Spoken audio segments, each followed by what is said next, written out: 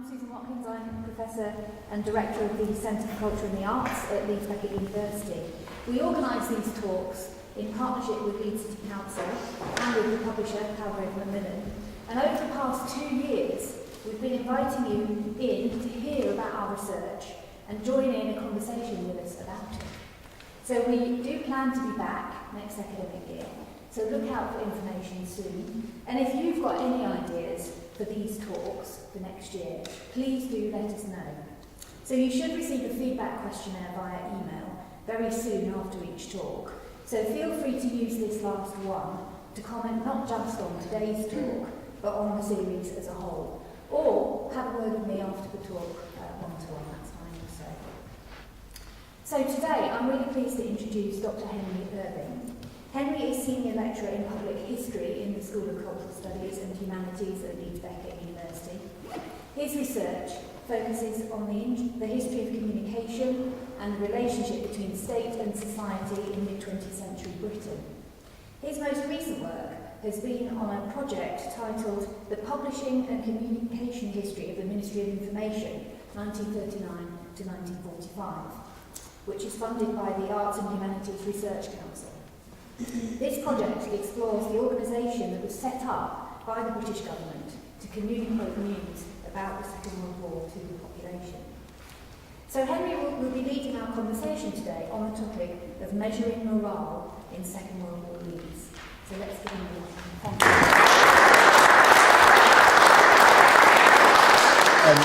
Thank you, and thank you all for coming. I mean, it's really nice to see such a diverse audience, actually, some familiar faces and some people that I do not know. I'm also really thankful for the introduction talking about feedback, because actually that's going to be one of the themes of today's talk.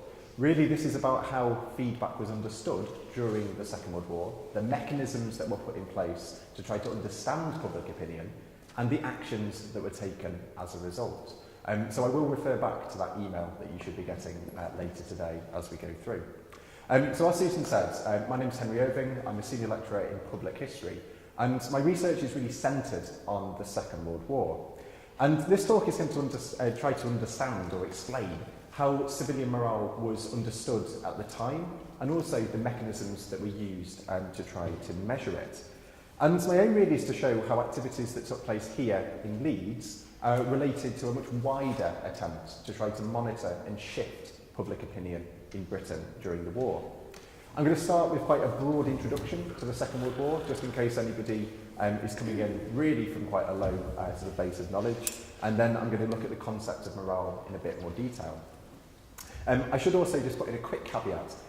As I stood here, I realised I'd forgotten what's on my slides. So if they're in completely the wrong order, this is just me getting my apology in early. But I think I've just about cracked it. So I'm going to start with the Second World War. And this is, fair to say, probably one of the most important events within recent British history. It's also an event which has been the focus of much historical attention. So you probably don't need me to tell you that if you go into any bookshop, so say a W.H. Smith's or a Waterstones today, you'll see many, many books published on the history of the Second World War. Some of these look at the military campaigns, others look at particular individuals, I suppose notably Winston Churchill. There's also a very wide social history of the Second World War. And the first of these histories were designed to really understand the war as a moment of change, so trying to find evidence that British society changed in some way during the years 1939 to 1945. Writing during the 1960s, historians like A.J.P. Taylor and also Arthur Marwick used the war as an example of, they tried to find evidence really of this change. They suggested that the war eroded pre-war differences in class and in gender. And this view is one that was reflected in popular culture. The Second World War became viewed as a moment where the British people came together in the face of a common enemy. It was, in this view, a people's war, one where people were united, one where there was a blitz spirit and a sense of all being in it together. And there are many of these different tropes that I could use to describe the war. More recent studies, though, have been more critical. Historians have showed that social divisions remained and that the war effort was not entirely accepted. As I'll explain, we even know that phrases like keep calm and carry on were criticised for misreading the public's mood. That said though, this idea of the Second World War as a people's war remains important. And that's because it involved the people to a much greater extent than previously. So this idea was recognised by people writing and speaking at the time. So we have here a quote from Winston Churchill given in August 1940. Churchill says, "The whole of the warring nations are engaged, not only soldiers, but entire populations. Men, women and children. The fronts are everywhere." And Churchill in the speech was trying to draw a comparison with the First World War, explaining how it was different. Now, there are plenty of examples of the way that people were involved in this conflict, and there are a few of them here as displayed in the images. Men and women were conscripted into military or auxiliary services. Civilians were moved into essential jobs. People were conscripted into tasks like fire watching and were subject to new rules and regulations. So at the time of Churchill's speech in August 1940, there were approximately 7 million women working in war-related industries. This ranged from everything from chemicals production through to the production of aircraft. There were over 1 million women undertaking formal voluntary work for the war effort. And even children have been affected through schemes like evacuation and also the disruption over normal patterns of life. So I'm using my words. The impact of the war was, in this sense, felt much more quickly and more deeply than the conflict that had been the case a generation earlier. And a classic example of this would be the Blitz. So the Blitz refers to a prolonged period of bombing, which began with a raid on London on the 7th of September 1940 and ran through to the 11th of May 1941. And the sheer number of bombs that were dropped on Britain during this period is staggering. Official records show that almost 28,000 high explosive bombs and 408 parachute mines were dropped on London alone. And there were no records for the number of incendiary bombs dropped during this period, but it's likely that this was around 100,000. Across the UK, 43,000 civilians lost their lives during this period, a figure which famously was more than the number of British military casualties during the same sort of length of time. The Blitz then was a direct threat to civilians on a scale that had not been seen during the First World War. And it's also left some really classic images of the Second World War. And the image that you have down here to the bottom right does show something of that. This is an image showing ordinary people in really quite extraordinary circumstances. And it's these type of images that have gone on to define the way that many of us think about this conflict. So to bring this a bit closer to home, and in fact very close to home, Leeds was subject to 9 raids during the course of the war. And the most serious of these took place on the night of the 14th, 15th of March 1941, where around 40 German bombers dropped 25 tons of bombs. The result of this was 65 people killed, 258 people wounded, over 4,500 houses damaged, and the telephone system put out of action. One of those bombs dropped just behind that wall, and this is an image which shows the staircase in the town hall, which was hit by a sort of direct hit from a high explosive bomb. So as you do walk out, do take a look to the right and try and think of that image today with the image that you have here on the screen. So this was one of the most serious incidents. One of the other took place at the museum, which was then housed on Park Row. The museum was badly damaged as a result of the raid and lost part of its collection. Incendiary bombs also started fires on the site of what is now Leeds Beckett University. So this is something which is very close to home for us. Nevertheless, this raid was not as heavy as had been expected. And the 14th of March raid would be nicknamed the quarter raid by people in Leeds because 25 tons of explosives was exactly 1/4 the number of explosives that were needed to qualify as a heavy blitz. So this became known as the quarter raid in Leeds' history. And Leeds, considering its size and its industry, did emerge from the war comparatively unscathed. That said though, it's not just bombs. So if we go back to this image, we can see the way that the war affected people in a variety of different ways. The war had a very big impact on everyday life. The rationing of food and clothing and the rationing of fuel made housekeeping more difficult, and it leads to some of the cues that you see depicted towards the top. The blackouts altered nightly routines, and popular culture became fixated with war topics. So it was not the case that you could really get away from this conflict. This is a period where there is one radio station, there is no television, and that radio station, at least for the first sort of 9 months, is focused almost predominantly on war-related topics. So this was something that was very hard to avoid. My own research shows the way that the war had an impact even closer to home. And for the last year or so, I've been looking at the way that even putting out your bins was affected by the Second World War. The need to divert as much material as possible into the production of armaments meant that there was a huge increase in recycling during the Second World War. And during the course of this research, I've been particularly struck by the way that this depended on voluntary effort. So the colour photograph to the right of the screen shows 2 members of the Women's Voluntary Service sifting through tin cans, which would be then reprocessed and put back into the war effort. These volunteers would have undertaken house-to-house canvasses, they would have run local depots, and they acted effectively as a liaison between the council and the households. In Leeds, there were about 2,000 volunteers helping with the recycling effort.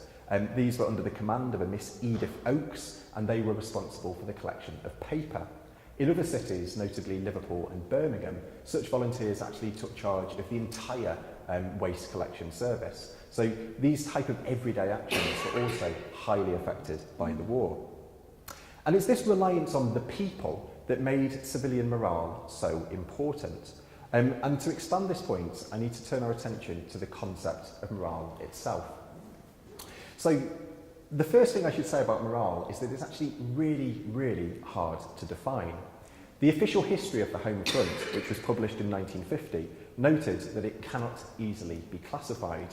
A generation later, the historian Paul Addison explained that, I quote, "No one knew how to define morale, measure it or affect it." And he called this the woolliest and most muddled concept of the war.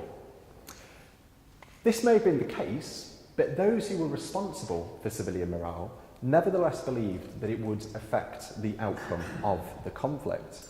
And this was partly based on their experience of the First World War, and it was partly based on their anticipation that the Second World War would be much more heavily affected by bombing. The bleakest predictions for the for the Blitz before the bombing began were that there'd be around 300,000 civilian deaths in the first couple of weeks of any military campaign. And in this scenario, the reaction of the Home Front was seen to be absolutely crucial. If the public weren't willing to continue their efforts in the face of this onslaught, the entire campaign could be lost. So for those people who were planning the war effort, civilian morale seemed to have the potential to make or break the outcome. And it's this that makes morale so important for historians, because regardless of whether or not it was fully understood, it was the term that was used to describe a willingness to keep going, regardless of the circumstances. My work on the Ministry of Information has really been focused on the way that the government tried to affect morale, the type of publications and other sort of outputs that they used in order to shape public opinion and to promote good morale. This has involved looking at a variety of published materials. Some of this may be quite familiar to you. So there's this sort of infamous Keep Calm and Carry On poster, which although it was never actually released, was designed in 1939 and sort of intended to rally the spirits in the face of air raids. But some of this is also perhaps overlooked in contemporary society. So we have in the middle here a paperback book or a sort of large pamphlet which was produced by the Ministry of Information in 1941 and went on to sell 2 million copies. So people would actually go out and buy this propaganda. And then the image on the far right is of an exhibition which tried to explain the way that the army operated. And this exhibition toured the country, beginning in London and then travelling through most major provincial cities, and was seen by about 4 million people during the course of the conflict. So there was a whole variety of different techniques that were being used to try to promote good morale and shape public opinion. However, our research is also concerned with the way that the ministry sought to measure its success, because it was understood that it was impossible to change opinions without first understanding them. And the ministry also understood that the impact of its work would have to be proven. It was, in short, concerned with the way information was consumed and communicated by the general public. And it's this that brings me to the main part of today's talk. And for the next sort of half hour or so, I'm going to go through a few of the techniques that we used to try to measure morale. Where possible, I'm going to use examples from Leeds, but I'm going to contextualise those in the sort of broader picture of the Second World War. I'm also going to do this chronologically, so starting at the outbreak of the war and then working towards its end. And as I say, trying to draw on as much local material as possible. So this story starts then on the 3rd of September 1939. And this is the point when the Second World War begins, following a declaration of war on Germany after Hitler's invasion of Poland. Now, there'd been frantic preparations for this outcome throughout the late summer of 1939, and the Ministry of Information had been assembled in readiness on the 27th of August. There had, though, not been enough time to put in place any formal mechanism for actually measuring public opinion. And this meant that for the whole of September, the British government was entirely reliant on what was published in newspapers, letters received by MPs, and anecdotal evidence from local government about the state of public attitudes. It took almost 3 weeks for the first report on morale to be written, and then this was written off by those responsible for being entirely unsuited to its purpose. To understand what happens next, I need to introduce two pre-existing forms of information. The first was an organisation called the British Institute of Public Opinion. And this was a market research organisation that had been set up in 1937 and had pioneered the use of public opinion polling in Britain. The second source of information was a group called Mass Observation. This had also been established in 1937, but used less direct methods to undertake qualitative sociological surveys, and it was more focused on behaviour. Now, both of these organisations were known to the British government, they were known to the people responsible for morale, and both were keen to offer their services in support of that war effort. And the reason for this actually is really practical. They wanted to do it because they needed the money, and this seemed to be just as good a reason as any. Now, in late September, the Ministry of Information decided to offer both of these organisations a trial in order to better understand what the British public thought of the war effort. Mass Observation, our qualitative organisation, approached this task at breakneck speed. Even before they had signed a contract, they began an investigation into the effectiveness of the first government posters. And these were two designs in the same format as Keep Calm and Carry On, but with slightly different slogans. Mass Observation recorded the behaviour of people passing poster sites in London. They conducted indirect interviews with unsuspecting members of the public, and they sent a questionnaire to a national panel of 2,000 volunteers asking for their opinions. The vast majority of respondents to these surveys were very sceptical about the posters, and Mass Observation concluded, I quote, "The more closely the posters were observed, the more disapproval was registered." So these were seen to have really misread the public's mood. And there's an image here which I've not been able to find the source of, but it's likely actually this was taken by a mass observer. It shows two people looking at one of these posters on a street in London. Now, somewhat ironically, the Ministry of Information had run into other difficulties, which resulted in this trial being scrapped before its conclusions could be acted on.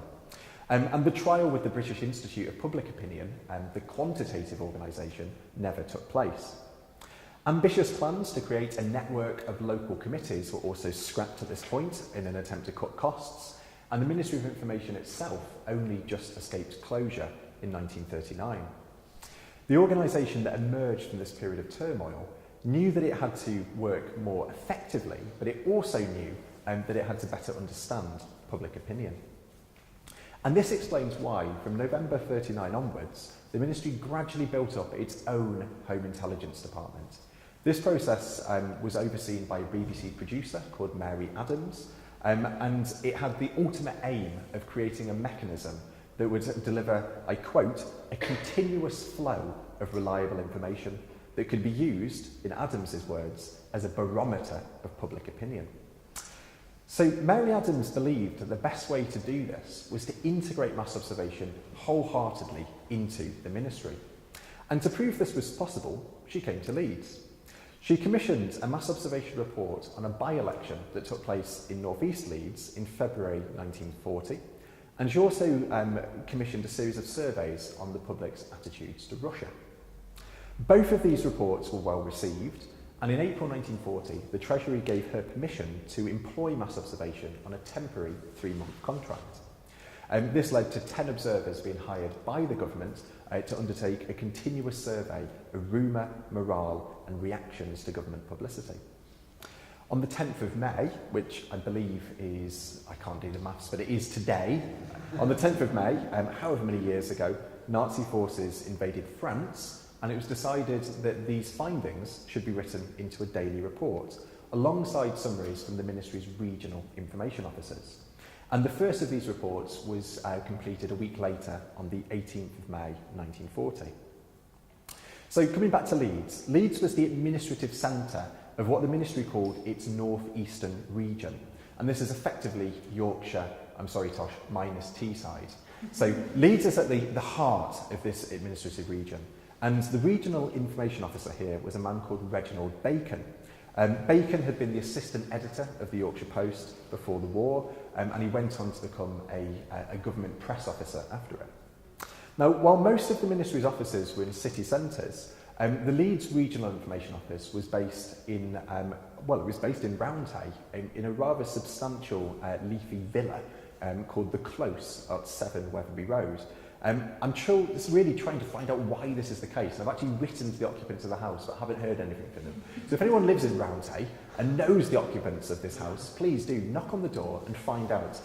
For some reason, Leeds' office was based there. It wasn't in the city centre, which really is an anomaly compared to the rest of the ministry. Bacon himself, in his first correspondence with the ministry, wrote a very brief first report, noting that, I quote, "Morale on the whole is fairly good, chiefly because everyone's working. The new phase of the war and the realisation of facts hitherto unfaced has stiffened resistance." He noted that there were no rumours and that a campaign of open-air meetings was having a good response, and that there had been no interruptions to this.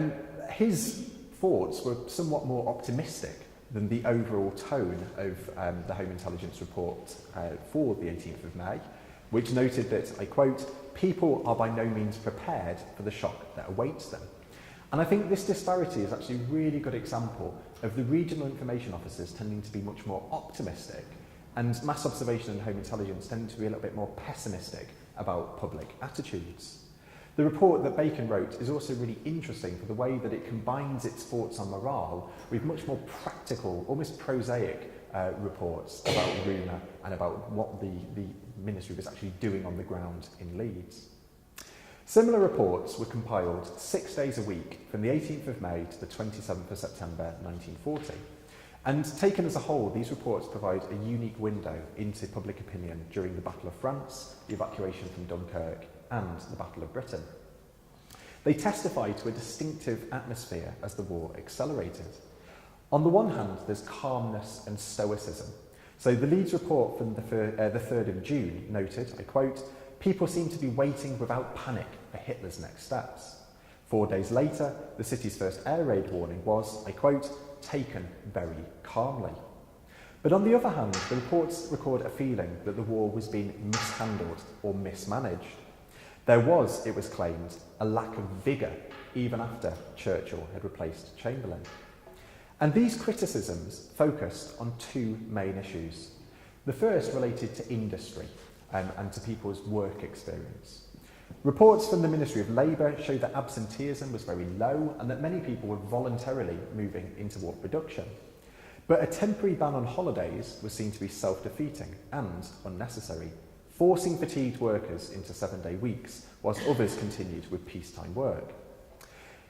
The morale report from Leeds for the 15th of June posed the hypothetical question, I quote, What would the French think if they could walk through Leeds now and see civilians still undisturbed by war?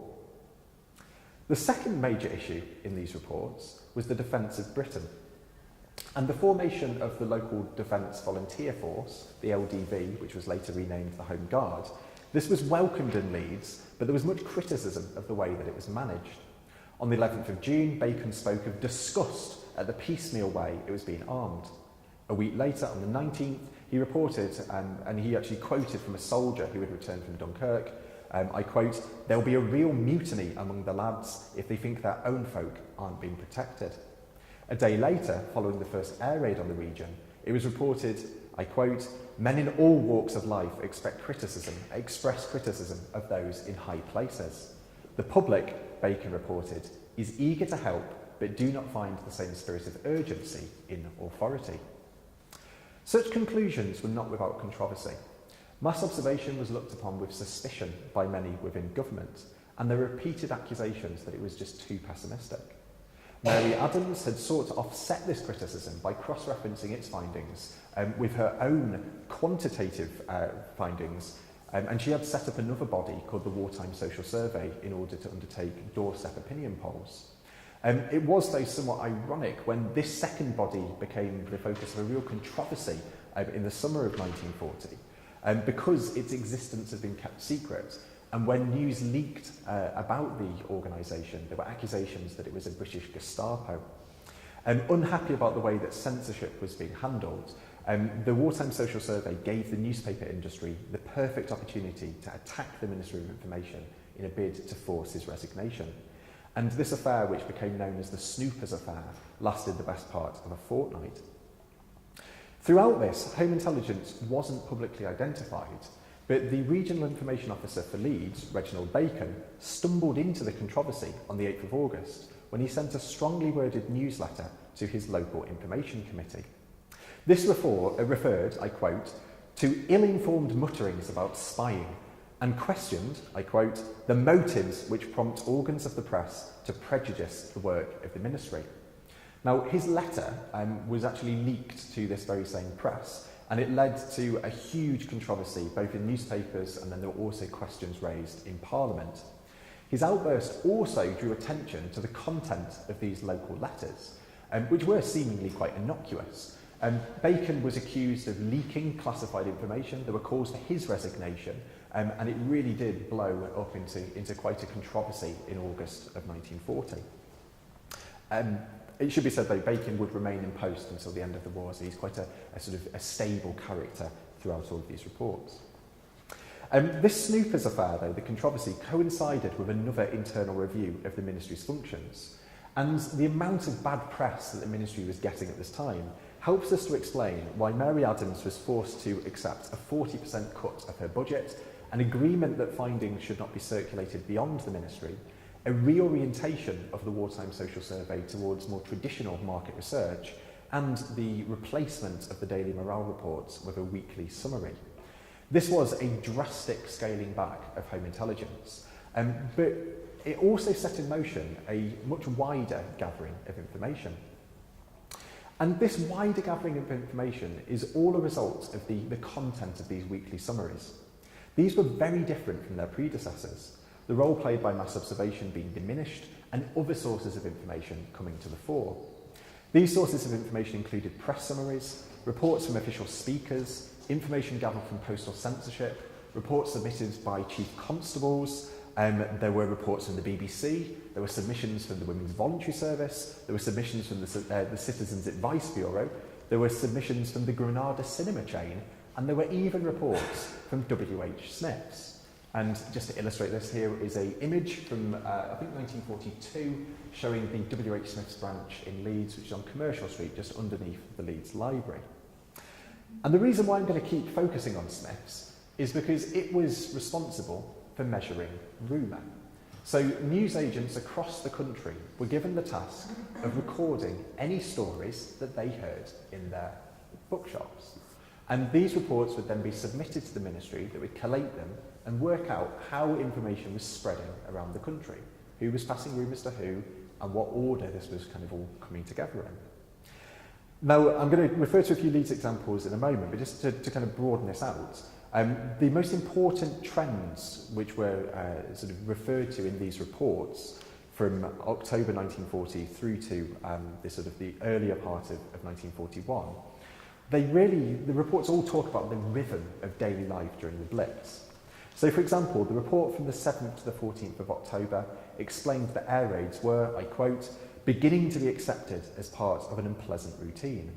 A personal letter from Leeds, intercepted by postal censorship, was quoted as saying, "One gets used to everything. We are no longer frightened. We turn over and go to sleep."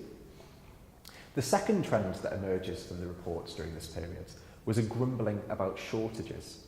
According to the report for the 22nd to the 29th of January 1941, food occupied the forefront of the public's mind. In Leeds, postal intercepts suggested that a shortage of meat was the main problem, and it was reported without irony that this was a problem acutely faced by the working classes because, I quote, "they cannot easily think of new dishes to take the place of those made from unobtainable commodities." Later reports suggested that attempts even to promote alternative recipes had failed because they often required specific store-cupboard ingredients that were themselves unobtainable. Coming back to our rumours, the reports contain quite a lot. Overheard in the Commercial Street branch of Smith's were stories of thwarted invasions, alarmist rumours about the damage caused by refugees fleeing London, that was on the 9th of October 1940, greatly exaggerated casualty figures as a result of air raids, and rumours about the use of chemical weapons. And the last one actually is one that keeps cropping up really across the country. There was a fear that foot and mouth was being spread by German bombs. The reality was it was all part of the recycling effort. So as people were putting their food waste to be turned into pig food, quite often it wasn't sterilised, and that would then lead to a range of these different diseases. The reports, though, do show an optimism about victory. The report for the 25th of November to the 4th of December 1940 claimed, I quote, "Morale continues steadily and there is a general feeling that we shall win in the end." And this was a feeling shared by Newcastle, Glasgow and Bristol. And it was during this period that Leeds experienced the Quarter Blitz and that the bombs would be dropping just the other side of this wall. And the report from that period makes quite interesting reading. So the weekly report for the 12th to the 19th of March 1941 quoted, it described morale as having been excellent, and it noted that emergency arrangements had worked very well.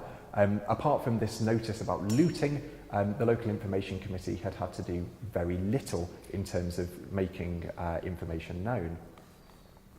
One thing that comes out from later reports, though, is the result of this air raid and actually how it changed people's opinions.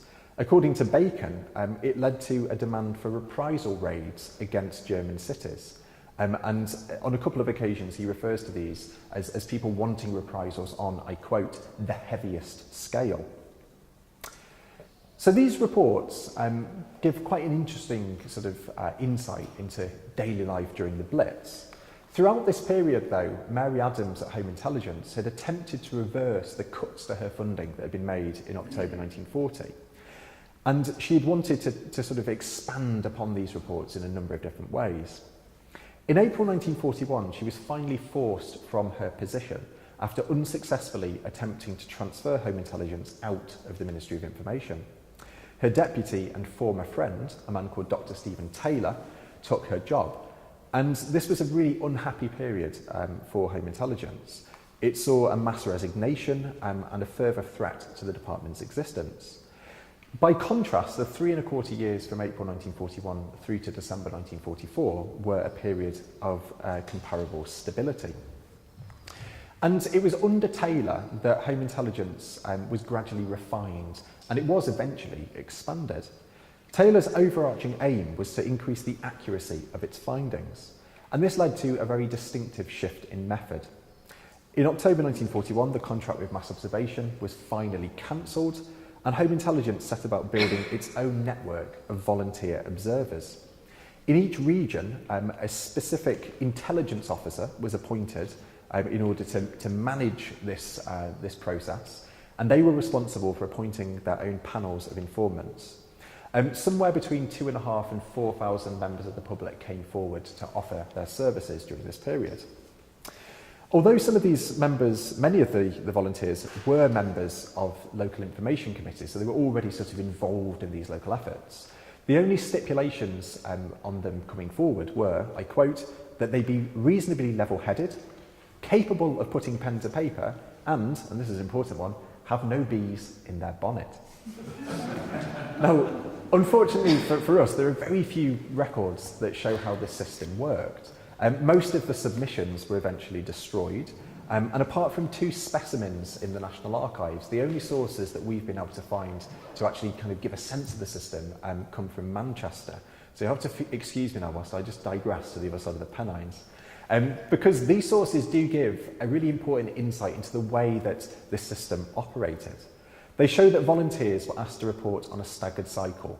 They'd submit about 1 report a month, and it was hoped that this would lead to around 300 submissions per region each week. The reports also followed a standard format. Respondents were asked to provide a general comment about whether people were happier or less happy than the week before. They were asked to record any particular topics of conversation. There were questions about the way the news had been presented, comments on particular government campaigns, and then there were very targeted questions about the impact of the war on different groups. And these groups were identified as housewives, war workers, and other special groups. There were also sort of topics about local matters, and then a question about rumour. And this is one of the examples. You won't be able to make out the detail, but I'll walk you through this form, because this is the type of form that these informants would be filling in.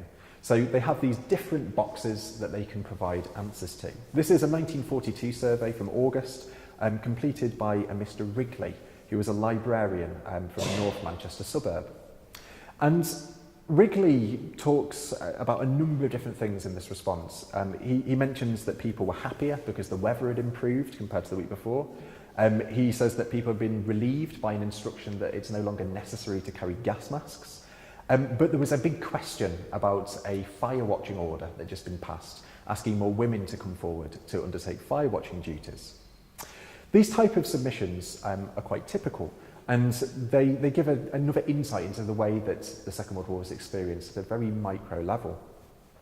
The submissions would be collated by the regional intelligence officer before being sent to London, and Stephen Taylor's team would then edit the responses into a final weekly summary.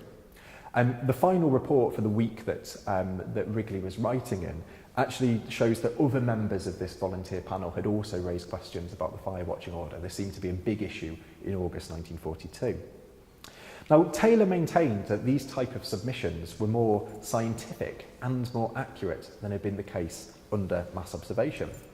He was also careful to frame the findings by including a standard disclaimer in each report that mentioned that it was that these weren't about facts, they were about public opinion. He was really careful to try to delineate between the two. And these do give quite an interesting insight into life during the Second World War, and certainly for Taylor, they were quite eye-opening as a tool. Now, by October 41, Taylor had implemented most of his changes to home intelligence, and this date provided him an opportunity to take stock after 1 year of these weekly reports. Taylor used this anniversary to define, for the very first time, what good morale looked like. Morale, he noted, was best understood as a state of conduct and behaviour. And this meant that it must ultimately be measured not by what a person thinks or says, but what he does and how he does it. It was, in this sense, an active concept. Now, Taylor believed that a distinction between public opinion and morale was important because it was a part of the British character to complain. He believed that, and it may still be true today, he believed that grumbles were at their loudest when the war appeared to be going well, whereas actually when the war was going badly, people kept quiet and just kept on going. Morale was the willingness to keep going despite these circumstances. So to expand this point, Taylor distinguished between what he called material and mental factors. He thought public opinion was influenced by a mixture of the two, although he did think material factors were the most important. And we see this in Leeds, where there are constant complaints about queues, about egg rationing, about petrol wastage, the non-collection of waste and recycling, shortages of beer, shortages of tobacco, shortages of matches and shortages of sweets. And these material factors would have a real impact on public opinion. However, morale wasn't seen to be affected. Morale, according to Taylor, was underpinned by belief. This was a belief that victory was possible, a belief that the war was necessary and that sacrifices were being shared equally. It also, though, was the belief that leadership was affected.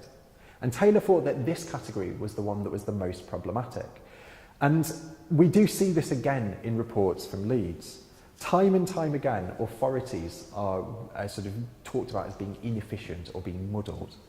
In July, for example, July 1941, it had been reported that many thought industrial resources were being used unwisely. And it was recommended that any worker who was being kept idle should have the position explained to them so that there weren't rumours about mismanagement or incompetence. There are other sort of these examples that just come back time and time again from the reports.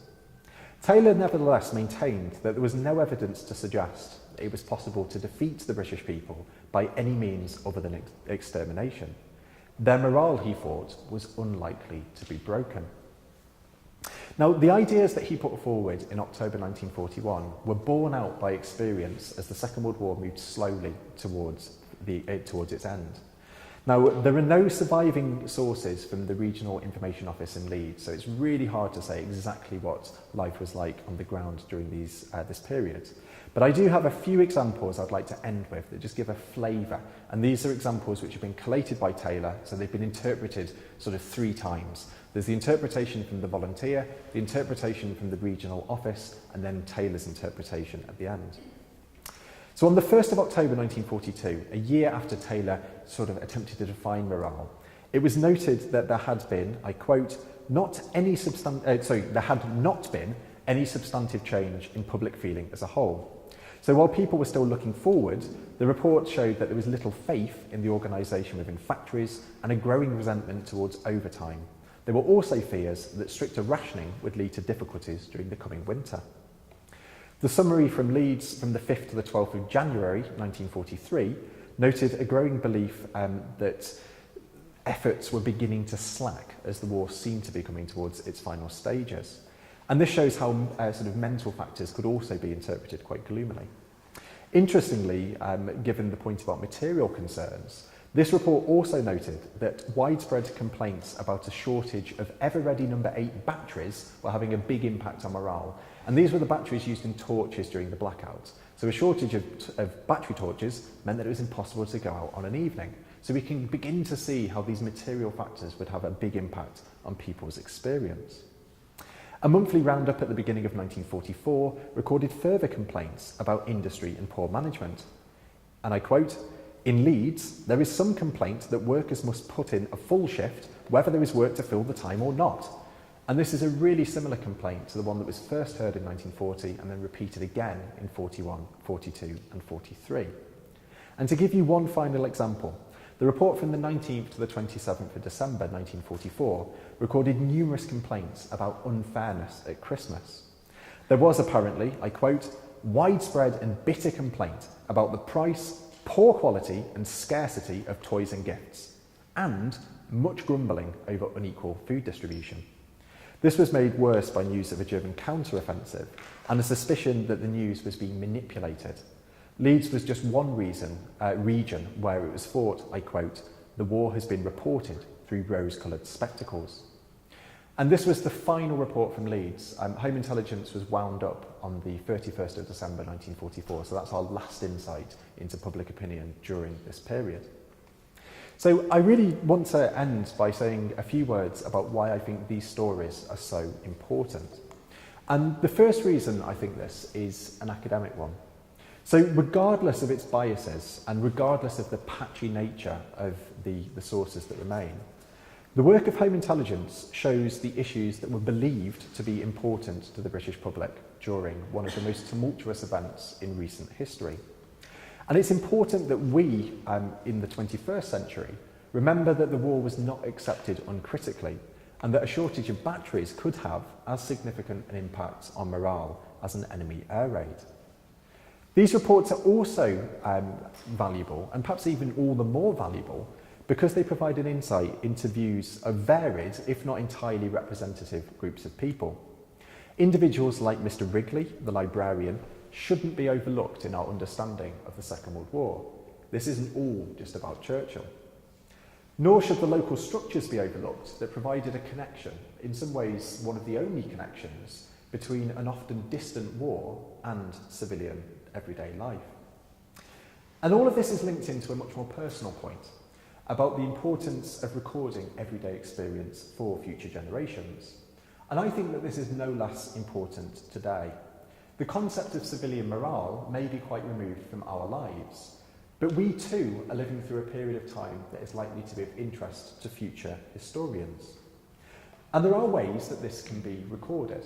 So in 1981, following the rediscovery of its archive, which had been rotting in a basement for about 30 years, the Mass Observation Project was rekindled. For the last 35 years, it's collected material from modern-day observers. And this Friday, the 12th of May, it'll be collecting one-day diaries to commemorate the organisation's 80th anniversary. And if you're interested in contributing a diary to this project, there's more information on the Mass Observation website. By doing so, they would argue you're helping contribute to future understandings of everyday life in Britain. And I assure you that the person who is standing where I am in 2087, when the Cultural Conversations goes into its, I don't know however many years it will be. I'm not going to know. But the person standing here in 2087 will appreciate your efforts. So on that note, thank you very much.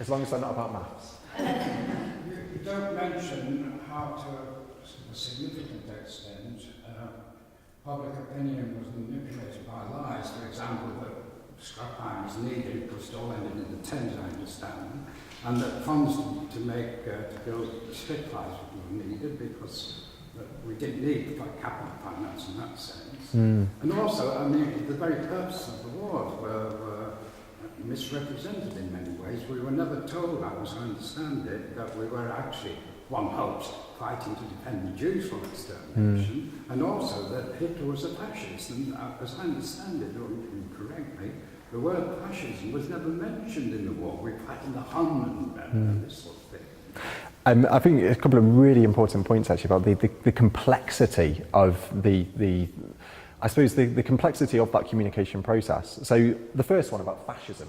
The reason why they didn't tend to use terms like fascist, particularly at the beginning of the war, is because Italy had not yet decided whether it was going to come into the war. They didn't want to offend Mussolini. They thought he could be quite a useful ally.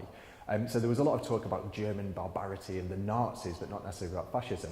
Later in the war, very similar questions because of a really important attempt to try to win over Latin America. So there were certain terms that weren't used and others that were. I think actually it reflected a degree of confusion about why Britain had gone to war. Actually in September 1939, it wasn't the most rational thing to do to declare war on Germany in the response to the invasion of Poland. But nevertheless, the decision was taken and there was a real question about how this be communicated to the public. On the more practical points, so things like the collection of iron and collection of aluminium, this actually was a real bone of contention during the course of the conflict. So a lot of the campaigns, the more high-profile campaigns, such as the collection of saucepans to create Spitfires or the money for Wings for Victory, a lot of these were known not to be entirely necessary, but they were thought to include quite an important sort of propaganda element. So the sense of a personal connection. But there was actually quite an important economic motive for some of these as well. So things like Wings for Victory they were a way of taking out excess money from the economy and keeping inflation quite low. That was attempted to be explained with things like war bonds, but it wasn't done that well. And one of the big things that comes out through a lot of these reports is actually that the Ministry of Information kept plugging away at trying to get this process, I suppose, communicated more effectively and actually trying to open up the war effort to the public. We get the sense that there is a real disjuncture between the authorities on the one hand and the public on the other. The Ministry of Information tried to negotiate that It certainly wasn't always successful, but there was an attempt as the war went on, particularly from about 1941-42 onwards, to be much more open and much more honest with the British public. And things like the exhibitions I referred to, they were quite an important way of doing that, because they were an attempt rather than just to kind of encourage people to do things, but to explain why they should do things. And I think there is this tonal shift that takes place as the conflict continues. But thanks for the question. Yes, Steve. Do the reports show any differences in morale Between different say, areas? Leeds and London or other regions of the country? Yes, there are differences. I mean, I have to be entirely honest with you, I've not digested all of them. So I've taken some Leeds examples for this talk. We're still, as the project, trying to make sense of all of these. But there are some quite clear regional differences, particularly in terms of the reception to particular items of news and particular government announcements. And we do see differences between, say, Scotland and then the South East. So these regional differences do come out. I think one of the things I didn't mention, actually, is where these reports come from. So the published reports that were circulated through the ministry, all of these are held by the National Archives, and the project that I'm involved in has just had them all digitised. We're going to be making those publicly available in about 9 months' time. So it will then actually be something that anybody could go away and try and draw out some of those distinctions. At the moment, we've got a partial overview, but certainly not a complete one. But it's something that I think there's many a dissertation topic in there for some of our students who I'm looking at the back. And I think there's a question here. Yeah, and your talk was so fascinating. It actually gives rise to quite a few questions, but I'll try and restrict myself. I think what that gentleman actually does, all of my questions, I think the comparative stuff of attitudes would be really valuable. At the beginning of your talk with Mr. Beckett, he seems to be reported as talking about the people. People. It doesn't differentiate between who or what. And I think the answer that you've probably given me is that you say the sources don't exist. But when we get to the later ones, it's Mr. Thing in W.H. Smith's or the librarian in Manchester, which is very much from that observation approach of individual recollections and diaries. So, who is actually Mr. Bacon speaking for? Yeah, and again, I think this is where we do need to differentiate between those, the first set of reports and then the later ones. So to begin with, they are very impressionistic. So the regional information officer was there to give their interpretation of what was going on. And you can really tell that he was a former journalist. I mean, they read like leader columns. This is the sense on the ground. As this goes on, they do become much more targeted, and a lot of the references are actually cited, and you get particular people who have said particular things or letters that have been intercepted. So as we go into the latter part of the war, there is this much more granular evidence. And this is what makes it such a shame that the actual submissions, for the most part, don't exist. So there are the 2 specimens in the National Archives. There's a run of them for Manchester over 1942, but then there's very, very little else that we can find.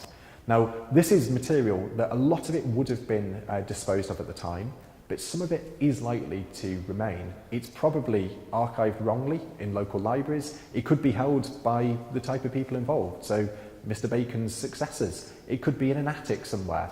This material would be a fascinating insight. We've been able to get a glimpse at it, but one thing that I would really love to do is to find more. And certainly the sort of ultimate aim of this project is to bring it to a more, I suppose, bring it to a wider audience, but then also, if there's material out there, to bring that in as well. So yeah, we get a little glimpse, but unfortunately it's not as deep a glimpse as we'd like. Can I be cheeky and go on with my second question? Oh, go on. Yeah. Is there anything about attitudes towards the BBC and how trustworthy it was? Yes, and this is something, so the BBC had its own, Mary Adams, one of the reasons why she was chosen for intelligence is because she had helped to set up their listener research organisation. The BBC basically records its own, does its own public polling during the course of the war. Attitudes towards the BBC found that it was trusted more than the government, but that's not to say that it was trusted entirely. There is a sort of hierarchy of trust during the course of the war. The newspapers come very low. Official announcements come reasonably high, but always with a caveat that the people don't know what they're doing. The BBC comes above the government, but actually the people that were trusted the most, it was the personal collection, sort of connections. the people that you would talk to on a day-to-day, in day-to-day life. And that's why actually a lot of the things that the ministry tried to do after 1942 was to make those local connections. So local information committees, local meetings, people going in and addressing sort of groups on a lunchtime, I mean, much like today, those connections were seen as important and were seen to be much more effective than a poster on a wall or a broadcast. Very interested in this thing, but I'm talking about, you never mentioned sport. I'm interested in sport. And there's quite a difference between the First World War and the Second World War. The First World War virtually banned sport because they didn't think it would affect morale. The Second World War was they did skip sport because they wanted morale. And it's one of the major things that was through the war, really. And individuals, and quite a lot of individuals, played sport to entertain people. And there were a lot of crowds went to the sporting arenas. Yeah, no, it's a good point. It's not something that comes out from the reports. So I could have a look at them and see if it's something that comes out elsewhere, but certainly in Leeds there are no mentions to sport, which is quite strange given that the city's got quite a proud sporting heritage. But it's not something that I found from the reports themselves, whether that's because Bacon didn't see it as being important. Certainly the list of contacts that were sort of giving information about public opinion, none of them were sporting in nature. So we have things like Citizens Advice, libraries, some publicans, cinema chains, but sports groups not necessarily represented, so that may well lead to a bias in it. But I agree with you, I mean, sport, it is very important during the war. It is very different in that sense from the first, but it's not something that's been reflected in these sources, unfortunately. Have you come across anything about the Ark Royal and the battleship league? Fantastic question. I've not. I've actually just had a third-year student do a dissertation on that. So the Ark Royal was a battleship adopted by Leeds as part of the, it was Warships Week, wasn't it, in 1943, I think. And it was a ship which immediately sank, and then the City of Leeds did it again, and they raised more money in order to buy a second Ark Royal. What my student has found, and I'll have to quote them on this, is that Leeds actually seemed to outperform the national average in terms of its willingness to contribute in a very material way to that campaign. One of the arguments that he made in the dissertation was actually that we need to pay much more attention to these type of local efforts, which tend to be overlooked when we think about the Second World War. Strangely, because being a sort of helpful supervisor, I was thinking, you know, is this reflected in these reports? And it wasn't. It's not something that Bacon recorded. So strange to think that even where there is this mechanism for kind of understanding public opinion, a big event like that isn't recorded. It may well be that this is something that was made in individual submissions, but by the time it gets through to Stephen Taylor in London, it's not seen as being that important. So this, I think, also explains, it's a hint that we need to think very carefully about the way we bring together these different sources. Home intelligence will tell us so much, but then to get that sense of what it actually looked like in a local level, you need to bring in those local newspapers and things as well. But yeah, it's a great example. Yeah. Can I just ask about the processes of observation? Yes. And I was thinking about W.H. Smith. So are they actually instructed, are they talking to customers, or are they literally eavesdropping on them? I have this image of them shuffling up to customers and sort of listening to their conversations. So they use a very similar, I mean, we've not found any training documents or any guidance, but it seems that they were using very similar techniques to mass observation. So this is what they refer to as an indirect interview, where you'll strike a conversation, how are you feeling today? And then you'll make a note of it. So it's, we've had to rehearse that. This is the indirect interview. So they've got an agenda, the person they're speaking to doesn't necessarily know, but then they would also use overheards. So mass observation does use overheards during the course of the war, and this is where they would just pick up snippets of conversation heard on a tram or on the bus and record those as well. Quite how they did it, I mean, whether they did have sort of like a note paper and recorded things in shorthand, I don't know. I mean, the interesting thing about Wrigley, I mean, he goes back and he types them up. Yeah. So this is obviously going through these processes of interpretation and reinterpretation. Is it referred to as surveillance? It's not, no. Again, they're very careful with the terms. And Taylor actually, when he comes to speak to this Manchester committee to explain how the process works, Taylor draws a big distinction between this and the type of activity that might be referred to as surveillance. He says, we're not interested here in names, and they don't record sort of this person said this, but they're thinking in terms of a middle class man said this. So they do try to kind of draw that distinction between surveillance in more of a kind of Gestapo-esque term and then what they saw as observation. Can I ask one more? The facts are that during the First World War there was a lot of strikes, a lot of, I think, especially in Scotland, about the war itself. What wasn't as money? Was there any Leeds? So officially, strikes were illegal, but there were lots of unofficial labour disputes during the course of the war. So it was something which the records are very difficult to ascertain. The Ministry of Labour, though, did keep quite sort of detailed records on stoppages and days lost and so on and so forth. I'm not sure of any Leeds examples, but I'm sure there must be some. I mean, we've got some very, very big employers that were based in the city, some big, important sort of armaments producers. It would be very surprising if there weren't. And again, this is something where actually local knowledge is really helpful because it helps to flesh out that picture. Just one more. Okay, I'm interested in the where the people were looking at the poster. Yes. And they were asked to examine, the more they examined it, the less they liked it. The mass observation is almost like an inverse Facebook in that it's not for publication what people are writing, it's invisible writing. And I'm just wondering if there's any increase individually or culturally in reflexivity of people if they're sitting down to write something and then sending it off. Ooh, huge question. Gosh, I don't know where to start with that one. It's something that, so scholars who've looked specifically at mass observation, they kind of would make that point that actually this is about reflection on everyday life. There's quite a lot of people actually who've got more of a sort of English background rather than history backgrounds and think about this in terms of life writing.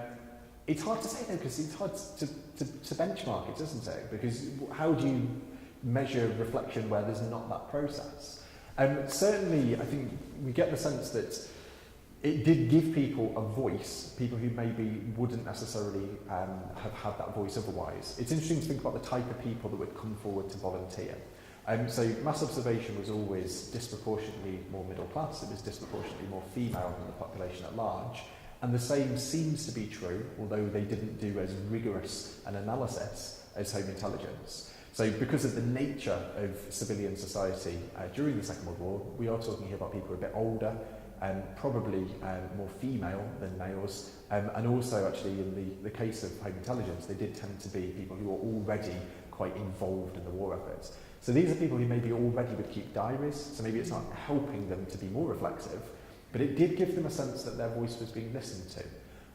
At least that was the idea. So people like Mr. Wrigley, actually one of the big complaints that comes out from Manchester is they felt that nobody acted on what they said. They recorded all of this and then nothing happened as a result. So even within this kind of self-selecting group, there was a frustration with those in power.